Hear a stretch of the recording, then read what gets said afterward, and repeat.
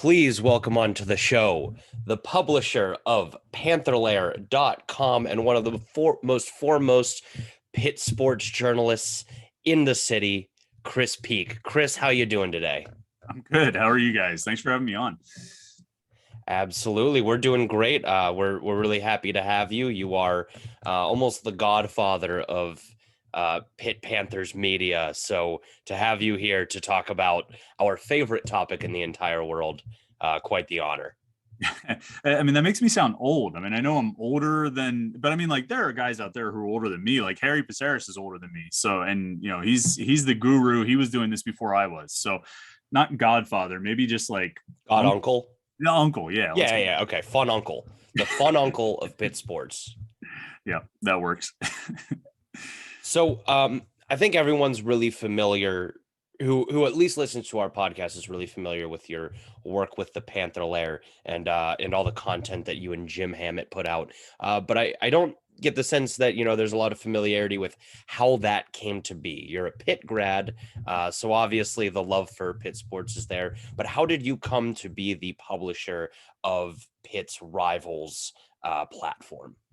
Yeah, so I graduated from Pitt in like 2001 or 2002, depending on what the diploma actually or the degree actually says. There was some paperwork snafu, or maybe I just needed to take another class that took me into the spring of 2002 or whatever it was. But so I graduated and I was just kind of like tooling around Oakland. There was a place back then called Schlotsky's Deli, like way back in the day. It's some Italian place on the corner of Italian street food on the corner of Forbes and Myron now, but it was Schlotsky's Deli at the time.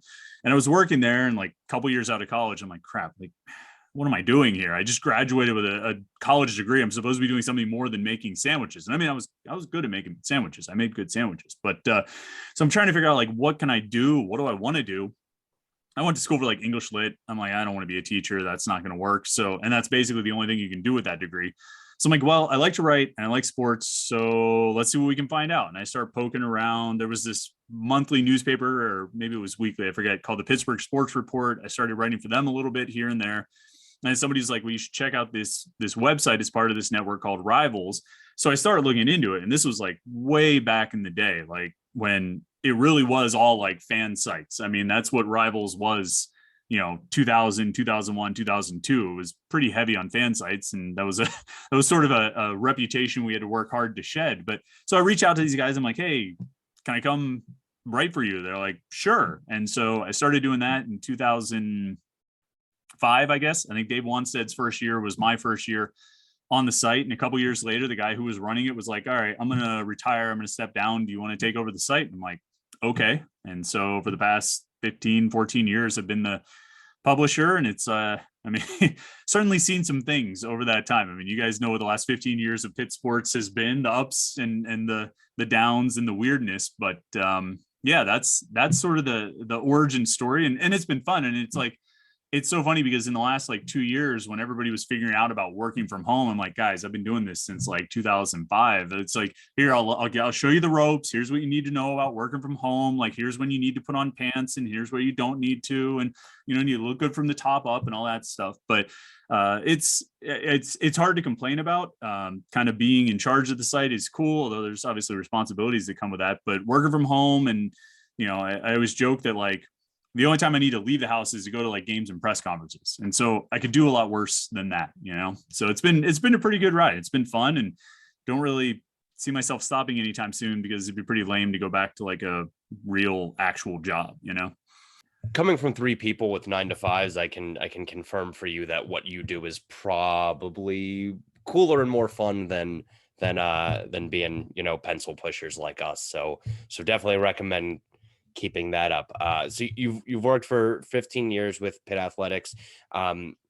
Is there a particular season, regardless of sport, in that last 15 years that sticks out to you and was the most fun to cover, so to speak? I wasn't sure which adjective you were going to go with there, of like, what was the best one or what was the worst one? Because I mean, we've seen, you know, you could take your pick on the low end of the spectrum, where there's, you know, some 5-7 seasons in football, or the 0-18, the Kevin Stallings second year, which the Todd Graham year was one of the weirdest things I've ever experienced. But you said on the good side. So yeah, we're a safe and sunshiny place. Right. Pitt Athletics. Yeah.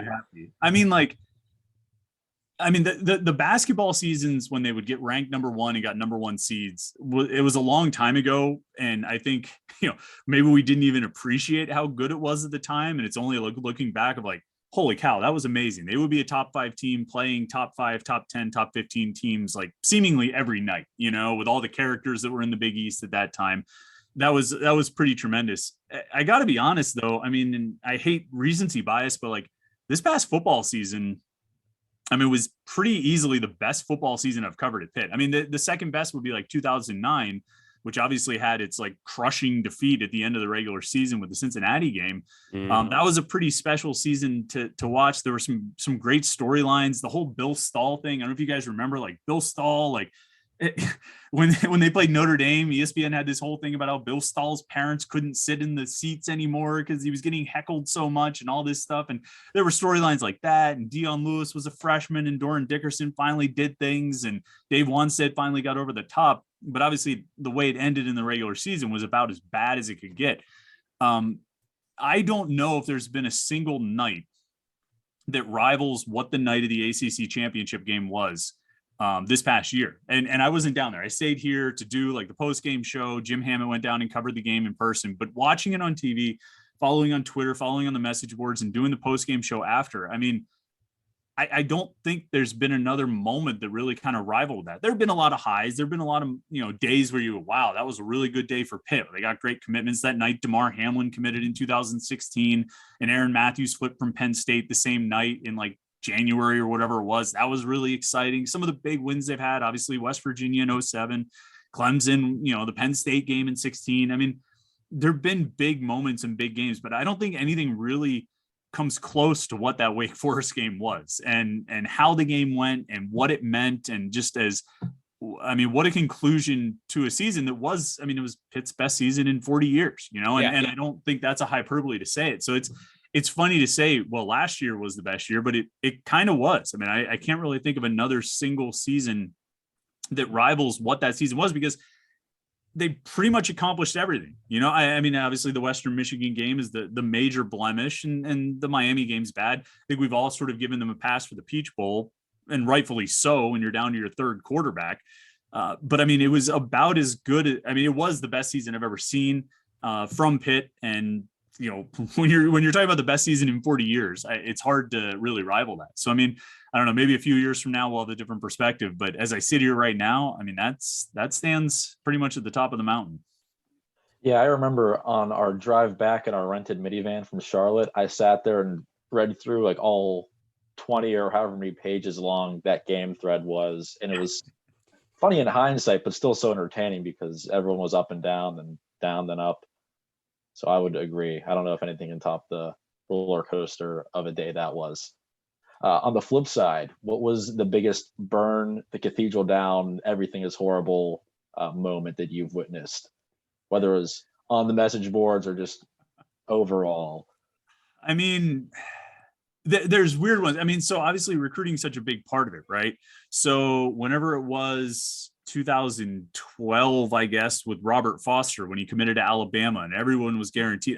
That was we used to have a thing on the board that would say like the day it would like keep track of like the most active users online at one time. And it was always like a game. You'd look and see what that date was. And it would say it at the top of the message board in our old board format. And it would be like, most active users ever this date. And the one that stuck for a while was in 2000. I forget if it was after Wanstead or after Graham, when supposedly Tom Bradley was going to get hired to be Pitt's coach. I think Channel 4, reported that Tom Bradley was going to be the coach.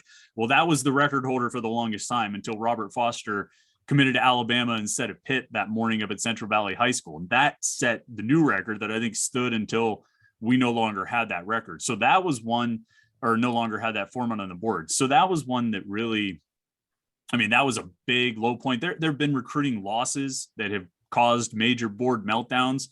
But then like in terms of games, Kevin Stallings getting hired was a major disaster on the boards. But, in games and losses, Western Michigan last year, I knew driving home, I was like, oh God, this is just going to be a miserable week on the boards, but even before that, like Youngstown State, although the Youngstown State game, I always tell this story. It's funny because my first son was born September 1st, 2012. My wife went into labor like early that morning, 1:30 in the morning.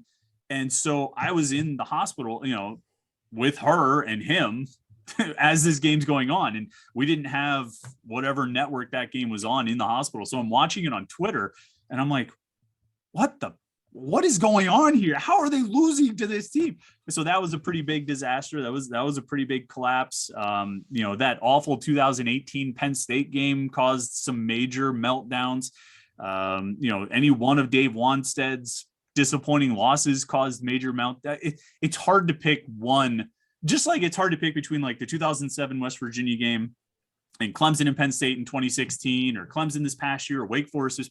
There are a lot of high points, and it's hard to pick that one that is the worst or what that is the best. It's also, I think, hard to pick that one that is the worst because, it's a message board and meltdowns come when they're merited. And so probably the most recent one was that Western Michigan game. And that was one where I was, even in the press box, I was like, this week is going to be a disaster. I can't even fathom. And really the rest of the season, I don't know how they recover from this, but the fans are going to be a disaster. So, obviously it turned around, but that's probably the most recent major, bummer meltdown on the message boards.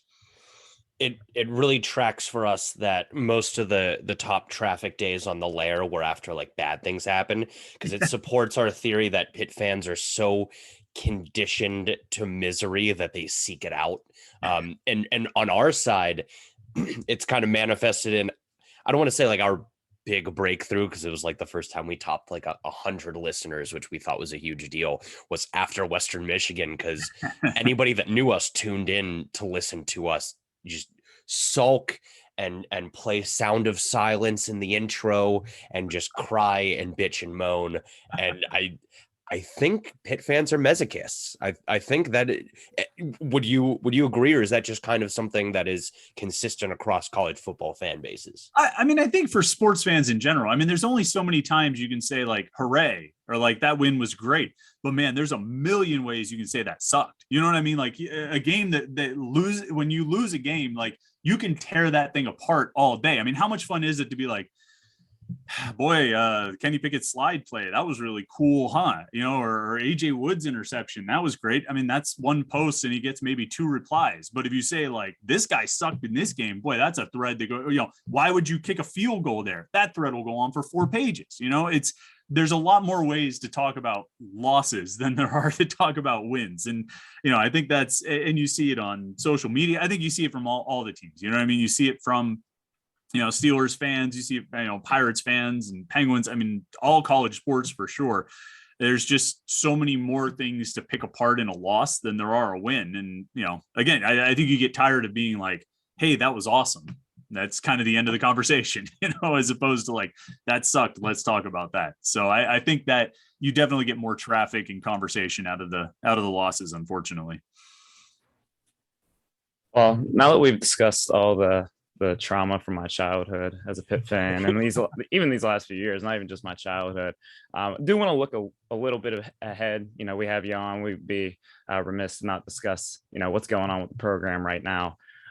Looking towards next season, this is a big question that we've been talking about, more so like amongst ourselves, just trying to time things up.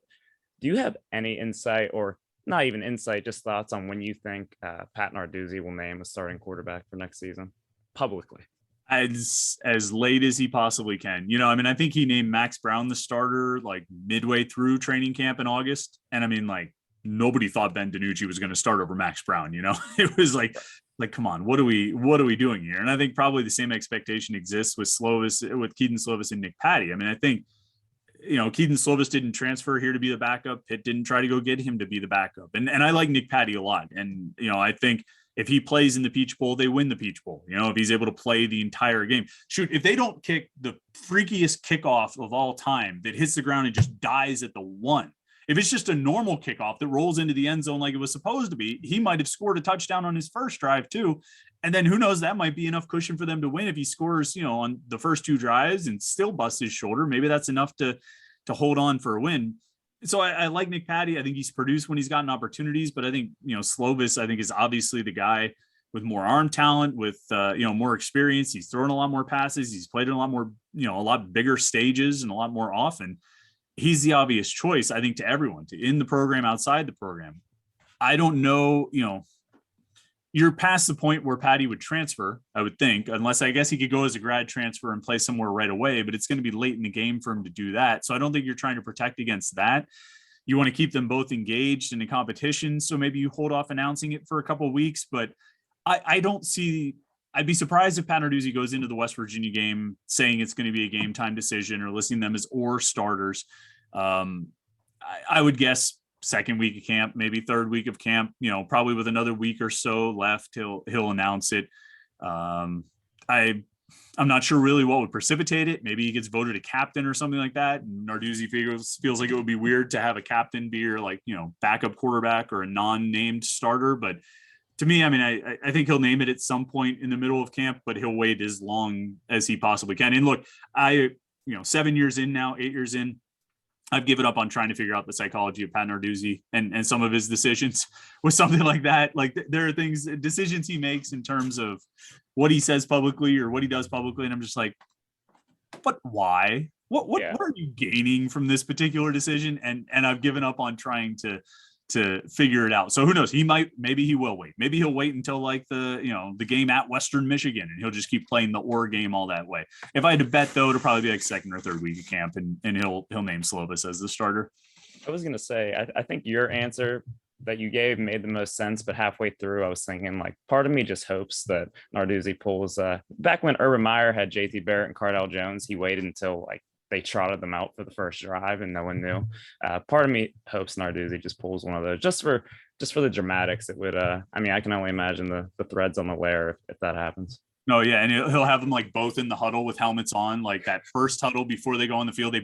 They'll both start to run, and then one will peel back, or they'll do put them like both out there, a wildcat or something. Exactly, put both of them out there, maybe both in the backfield. Like, who are they going to snap it to? I don't know. I wouldn't put it past anybody. It would be ridiculous, but I wouldn't put it past him. What I landed on was in the last press conference before the West Virginia game, he gets asked and he'll respond snarkily, I don't know. You have to get a ticket and come find out on Thursday. So internally, they'll probably know, but I can see him playing some mind games just because it is a rivalry game, and he's done that with basically every rivalry game in the past. Yeah, he'll be like, I don't know, Jerry, you tell me. Who do you think? Who would you start, Jerry? It'll be something like that.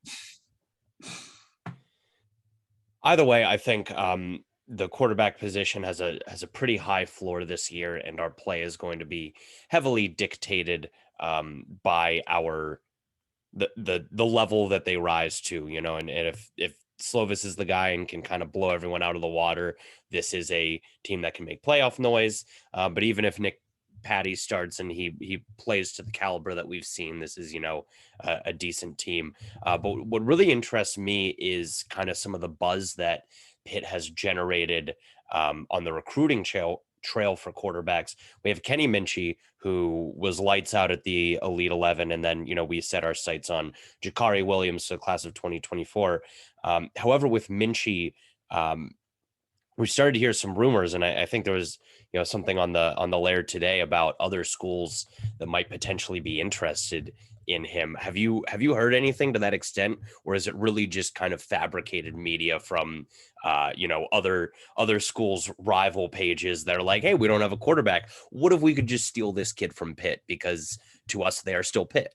Yeah, I mean, probably a little bit of both. I think Notre Dame was the one that got mentioned, right, as possibly showing some interest or looking at Kenny Minchey. I think if you are covering Notre Dame football right now and you see there's an Elite 11, top 8 kid who is committed to Pitt, and you don't have a quarterback committed, well, that's a guy you're going to look at as, well, this is a target that Notre Dame could go after. I do know that, I mean, pretty much from the time he committed, the Pitt coaches were pretty convinced they would be in a battle, that they would have to fight to hold on to him, that other schools would get involved. And to some extent, like something like the Elite 11 almost hurts a little bit because it adds exposure. It brings more exposure to a guy. Not that, I'm definitely convinced that everybody knows about everybody, that particularly a quarterback committed to a Power 5 school out of Tennessee. I mean, he's not buried at some, random hidden program in South Dakota. He's committed to a Power 5 school. He's at a prominent high school that's going to get noticed. And so it's not like he would actually be under the radar, but he goes out and has a performance like that. Is that going to cause other Power 5 quarterback coaches and offense coordinators to take another look? Probably. And that's going to happen. And if he has a great senior season and the film gets out there, there are going to be late pushes that are probably made to try and swing him away. Just like with, even like a guy like Kenny Pickett, 5 years ago, 6 years ago, the story about North Carolina trying to get in after Matt Canada left. So I think Pitt knows and has known that they're going to be in a battle to hold on to him. That's probably going to be the case with a lot of their guys, to be quite honest. Minchey seems really solid with Pitt. He seems really sold on Pitt, but if a school like Notre Dame comes calling, it's hard not to take a look at that. So it's something I think you have to keep an eye on, particularly as you go through the summer, and particularly as he goes through his fall season. And you just have to fight and try and hold on until December. And some of these guys are not going to hang on. Some of these June commitments are not going to hang on. It's happened every year that they're going to lose a couple of guys. I mean, they lost a June commitment before June even ended. So it's going to happen. You'd like it not to happen with your quarterback, as you're trying to actually rebuild the position and not just rely on transfers all the time. But who knows? Like I said, I think it's going to be a battle. And obviously the game has changed even more with NIL deals, because it's even more competitive, and you're going to have to be more competitive to hold on to your guys. But for now, Minchey's still set with Pitt. It seems like he's solid with them. And, but it's one of those things like, yes, he's solid today, but circumstances could change tomorrow. Circumstances could change in an hour, And it's recruiting, which somehow has gotten even weirder this summer than it was before, which it was already a pretty weird enterprise to begin with. Right. And the word on the street about Minchey, and by the word on the street, I mean what you have reported on your writings and podcasts, is that Kenny Minchey hated the entire concept of the recruiting process. He was not about it, which is weird, because now we have kids who are, tweeting out their top 18 because it's something that they know will get 30-year-old fans gassing them up in their replies. How rare is that these days? Yeah, I mean, most guys, he's pretty rare. He's pretty unique in not really being all that interested in being recruited. I mean, that's a weird thing to do. I mean, Lamar Seymour, the wide receiver, committed or announced his commitment on Monday. He committed to Pitt while he was still technically committed to Miami. A few days later, decommitted from Miami publicly after he already committed to Pitt. A few days later, announced his top 5, which was a week and a half or 2 weeks after he had committed to Pitt. And then finally this past Monday announced his commitment. I mean, it's a weird time for recruiting. Recruits are doing a lot of weird things this month. And Kenny Minchey's just like, nah, I'm going to stay out of all that. I'm not really that interested. He doesn't tweet a whole lot. I think he tweeted his offers. He obviously tweeted his commitment when he made it, but I don't think he doesn't seem to be too into that sort of social side of it, that pump yourself up side of it. And he doesn't seem like, I think he stays in contact with the Pitt coaches, but I don't think he's really doing much beyond that. It's just not it's not what he's into for whatever reason. I guess his focus is on football, which, I mean, that seems like a good Not thing. a bad thing. Yeah, right. We love to hear that out of a quarterback commit. But back to the crazier side of recruiting, I got a 2-part question for you. One, how many times would you estimate that you've been asked about Hykeem Williams? And 2, what's the latest? What's the realistic chances? However many times I've been asked, I have to add one more now, because I'll add your question to it. No, it was funny. I mean, I just did the live stream this week, and I didn't even mention anything about Hykeem Williams, but it's a question that comes up every week of like, what's going on? What's the latest? I mean, I think, kind of like I'm sure you guys have heard me say this, like, I think Pitt is in much stronger position than anybody nationally is giving them credit for. I think when he came out of June, having only taken 2 official visits, one to Georgia and one to Pitt, I think that opened some eyes.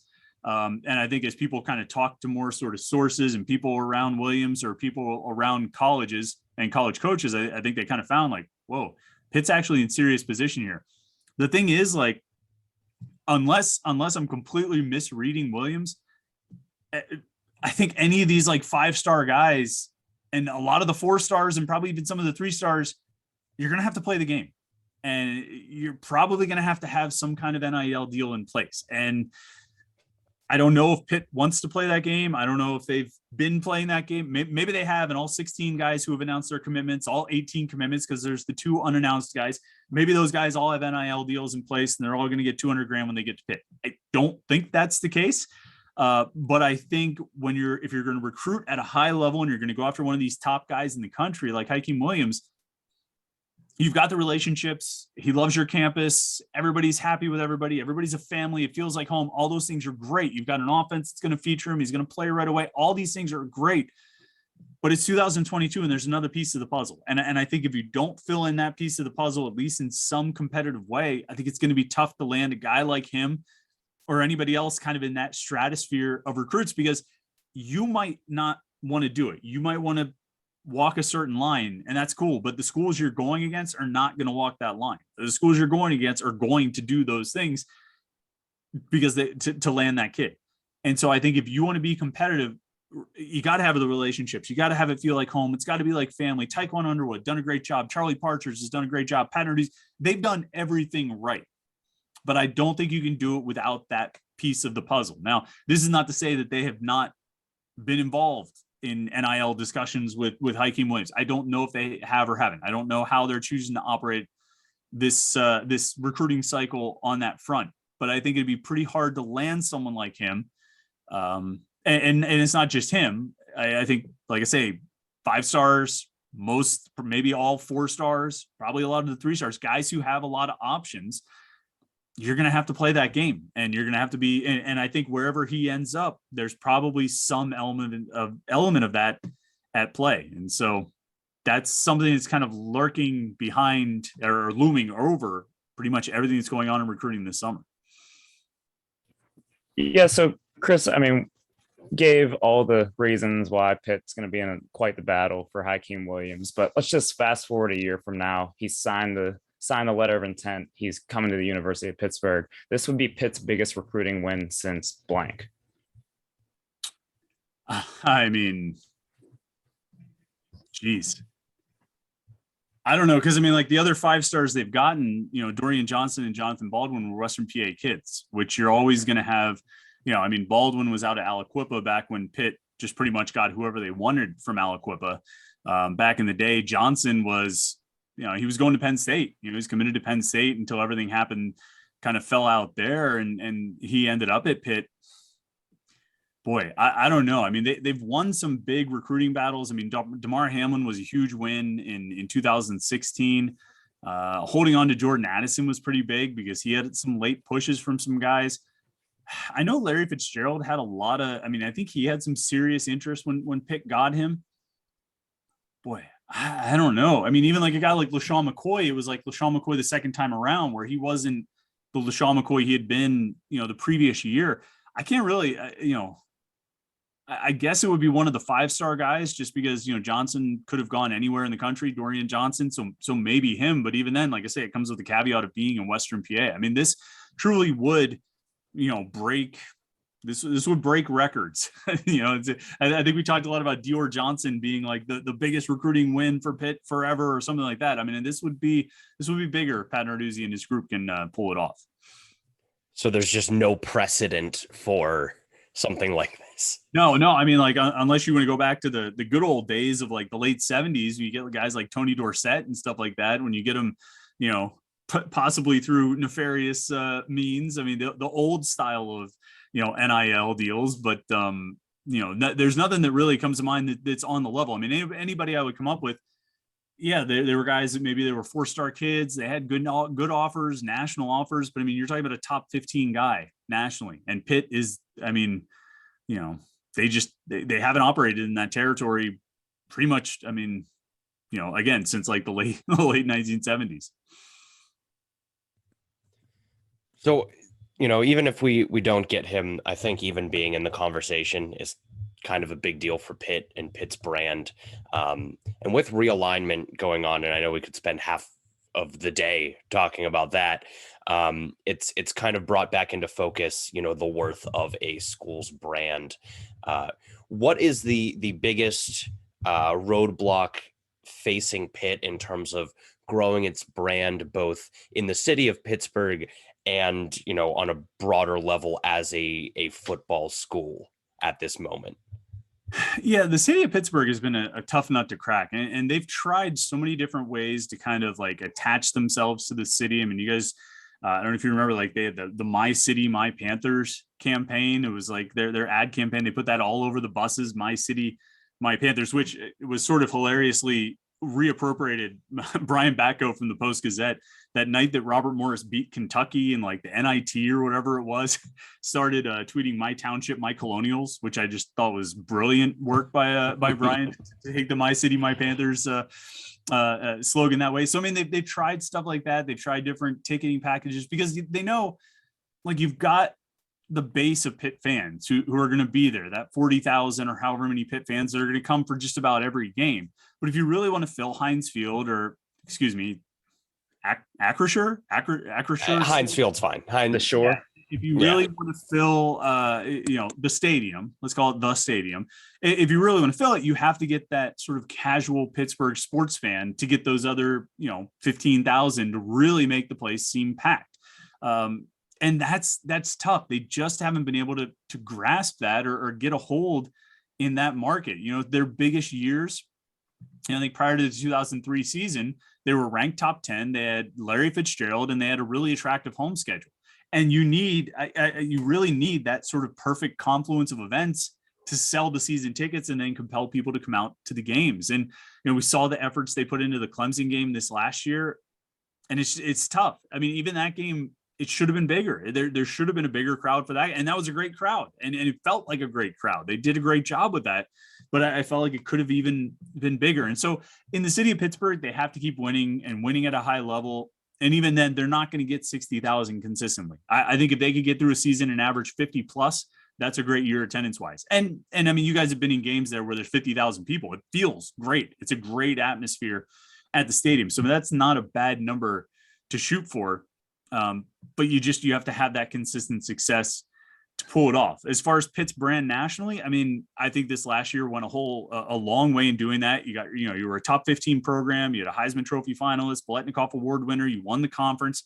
You need to be in those conversations sort of annually. You need to be one of the teams that's sort of always talked about. I feel like Michigan State to some extent has that, because they were able to succeed pretty consistently for a while there under Mark D'Antonio. But you need to play yourself into that level where you're not losing 3 games every year, where, you keep it under 3 losses, where 3 losses is really your down year, where you're just losing, you're going 10-2 pretty consistently and keeping yourself in the top 20, top 15, regularly competing for and/or winning the ACC. And then eventually at some point you got to make a push into the playoffs. I mean, if you really want to make yourself a national football brand, I think you have to be able to compete at that level and get there a couple of times. You know what I mean? Like, not just this one-off like Michigan State and Washington had where, you make it somehow and you get offered up to Alabama and they slaughter you in the first round.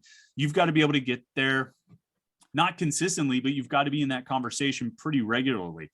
And that's probably one of the things that, if the ACC really is sort of in place for the next 14 years because of the grant of rights, then Pitt's got a little bit of a window here to try and establish themselves as a consistent contender in the ACC and beyond. Whether they can pull it off, I don't know, because I think, as we kind of talked about with Hykeem Williams, the landscape has gotten more competitive with NIL deals. And if you take off the limits on scholarship counts on rosters, or take off the initial scholarship counters and the limits there, it's going to get even tougher because even more of the top guys are going to go to some other schools. So I don't know. It's challenging for Pitt. There's probably a sweet spot they can settle into. But right now it's all about putting on, your prettiest face to make yourself appealing to somebody who might want to take you into another conference or somehow find a way to make more money for the ACC. So it sounds like you think winning is the answer. See, I was going to say tarps in the upper deck, but I thought that might get it down. So, I mean, it could connect. It could connect because if you tarp the upper deck, you force more people into the lower bowl. It creates a better atmosphere. The atmosphere impresses recruits more. Better recruits come to your school, then you win more games. So, I mean, tarps, through a few steps, tarps do equal winning more games. So, yeah, it's all right. And then our fans can all wear one color shirt, and I heard that helps a lot. I mean, like, did you see, was there some announcement that I missed that this is like color out day? It was like Tuesday or Wednesday this week where all these schools announced their like color out day all on the same day. Did you guys see this on Twitter? I feel like it all happened on the same day that like Purdue announced and Penn State announced and I forget who else. Like Ohio State's having a blackout or Yeah. something like that. yeah, maybe it was just all like all the Big Ten schools announced it on the same day or something. I was like, what is going on here? But Pitt, I mean, Pitt has a pretty basic cut. Look, three of us wore a blue shirt for this. I mean, it can't be that hard to get, if we can get three out of the four of us without even like talking about ahead of a time to wear the same color shirt, Pitt should be able to pull that off with like, at least 40,000 people wearing a blue shirt at the same time. And it would look great. Yeah, it's a beautiful royal blue. It really is. We don't talk enough about how good that like logo and color rebrand was. That was big. Well, so I mean, I've said this more times than I can count. My thing is like they had the perfect uniform. Yes. The retro that they wore in 2016, Yes. 17, 18, they were perfect. They were without flaw. It was like Jessica Alba circa 1999. I mean, there was no imperfect. Man, I feel really old that I just said that. You guys No. We got the picture. We got the picture. She was around during our formative years, so we're aware. I can't believe I just used that reference. You guys said you edit these. Just skip that part right. No, but like no, that's staying in. Really, they were flawless. I mean, the first time they wore them in that Georgia Tech game in 2016, it was like, oh my God, look at these things. And when they first busted out the road ones at Penn State in 2017, it was like, wow, that's actually even better than the home uniforms.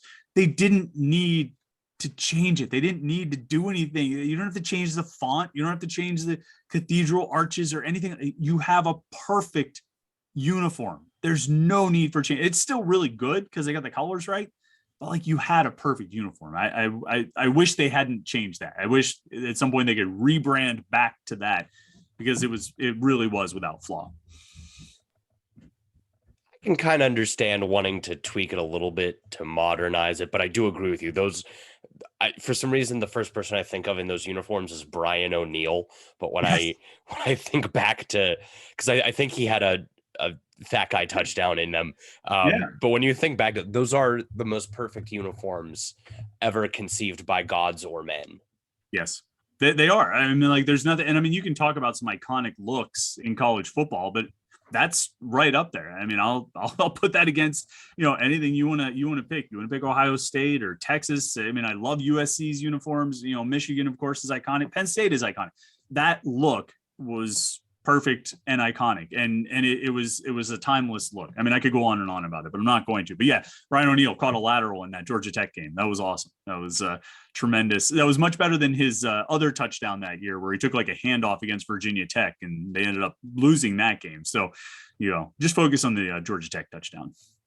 Absolutely. So what I'm getting at is you're not a fan of the all golds that they wore back in like 2004 or 5, whatever that was.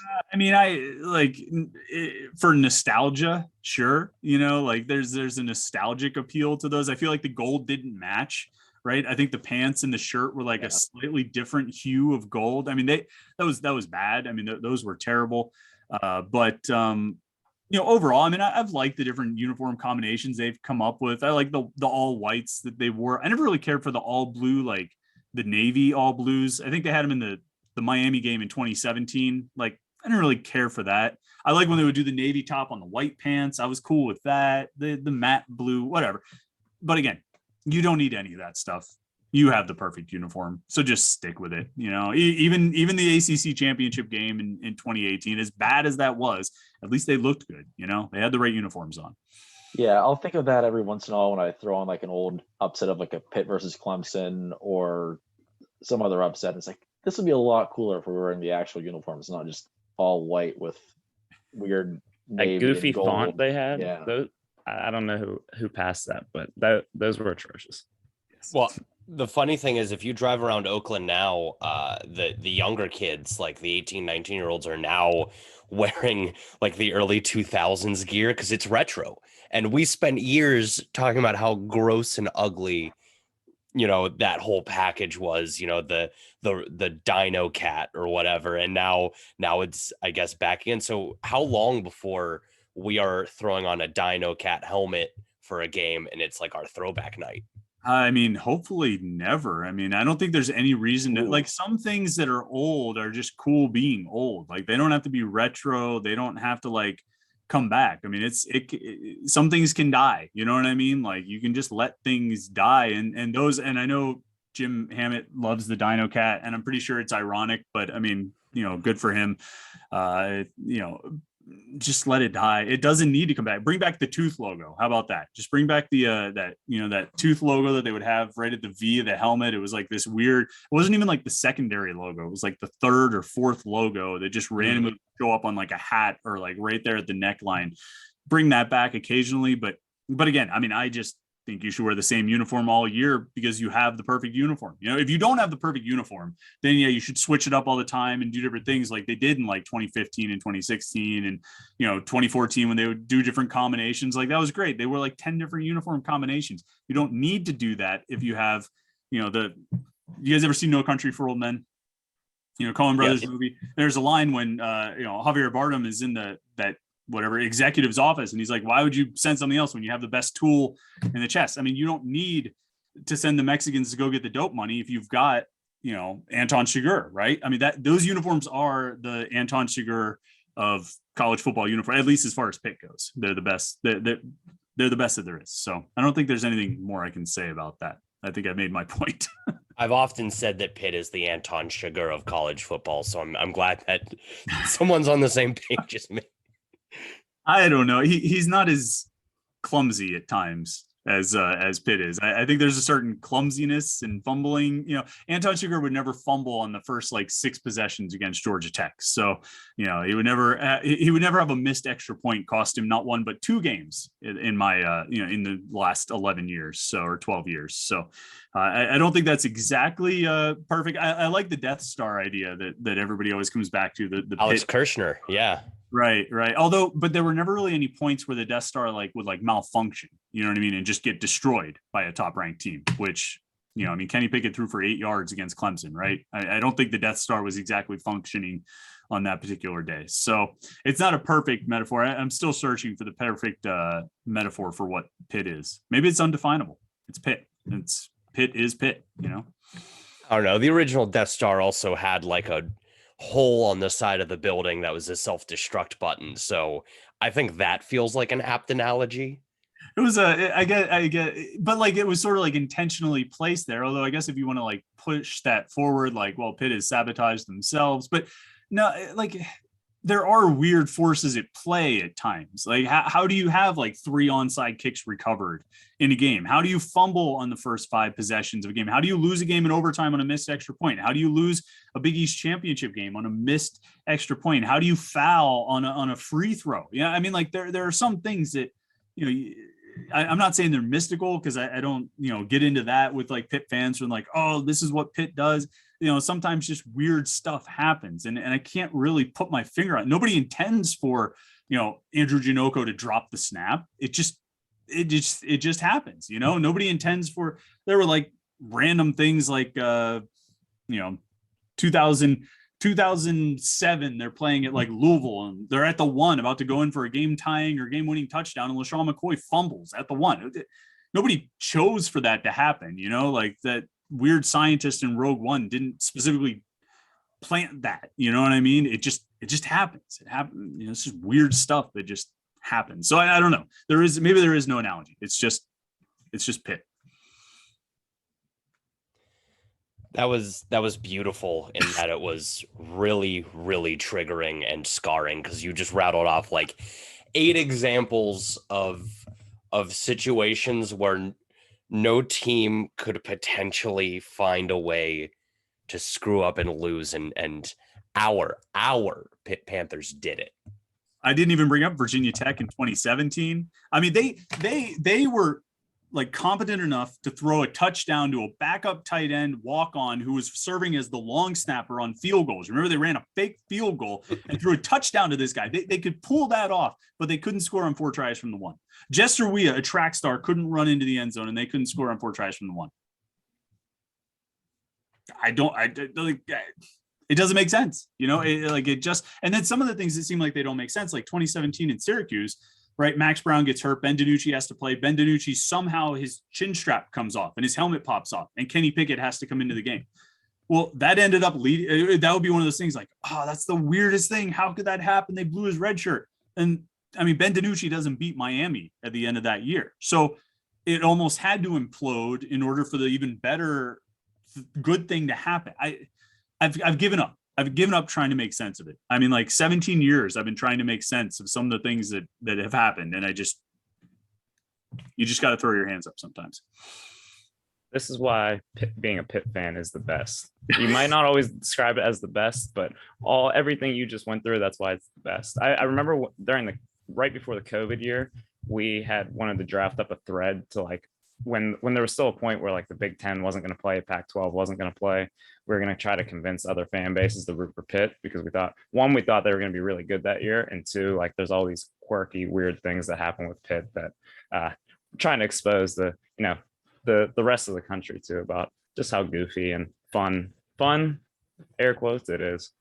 I mean, it's never boring. I mean, I think we can say that, right? Like I can't remember a time when it's been boring to follow these teams. I mean, even even basketball last year, they had that 3-game winning streak. It's like, holy cow, they're doing great. And they're coming home on a Saturday to play Georgia Tech, and Georgia Tech sucks. And this is, they're going to, and just like, just fall flat on their face. It's like, well, I didn't see that coming. You know what I mean? Like they rarely do what you expect them to do. I mean, it's, rare occasions where like, yeah, I thought they were going to get killed in that game and they did, but it's always surprising. And it's always interesting. That's why we can't look away, right? Because you never really know what's going to happen next.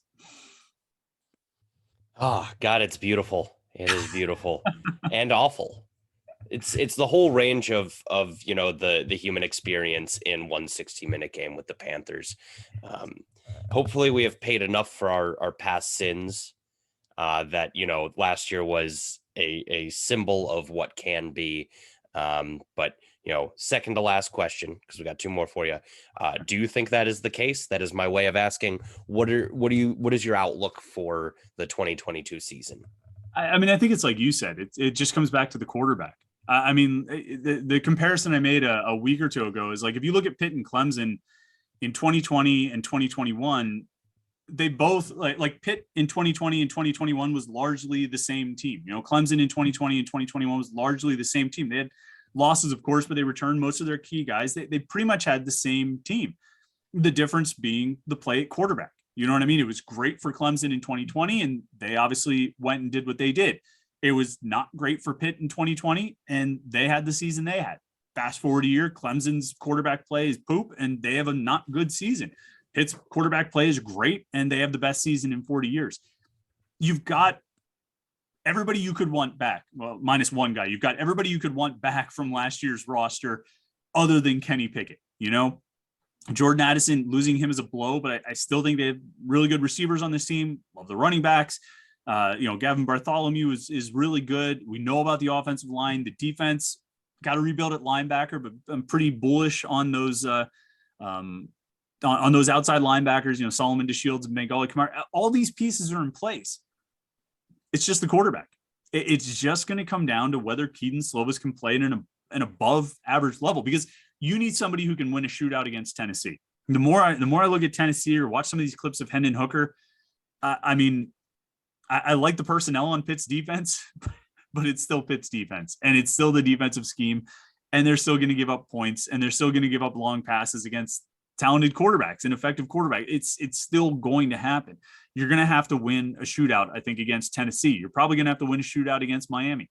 You need a quarterback who can pull that off. And when it came down to it, they lost the Miami game last year, missed a bunch of tackles in the first quarter, which staked Miami a big lead. Still had a chance to pull it off, and Kenny Pickett, kind of messed up, threw some bad picks, and that just illustrates. That on the show, by the way, we don't admit to Kenny's mistakes ever on this show, but continue. Well, the scorebook would show that at some point an interception was thrown at what might have been an optimal time in the game. Anyway, the play of the quarterback. It just really comes back to that. And it's such a cliche, and it doesn't take a very smart person to come up with it. But I think when you look at all the pieces they have in place, they should win the Coastal again. They should be able to compete for and or win the ACC again. And if things go right, particularly in the non-conference, they should be in the conversation at the very least, coming to the end of the regular season as a possible, having a shot at the playoffs. Those things should happen because you have the team back from last year that got to those, that effectively reached that level. You just need to play at quarterback. So if Keaton Slovis is really good this year, I think the sky's the limit. Obviously don't go blow it in Kalamazoo. You're going to be playing a night game against a MAC team. It's a terrible situation. You should not be doing this. Of course, Western Michigan would make that a primetime game, or I guess Western Michigan probably didn't do it. TV did it. But, of course, it's going to be walking into a hornet's nest out there. Don't blow it there.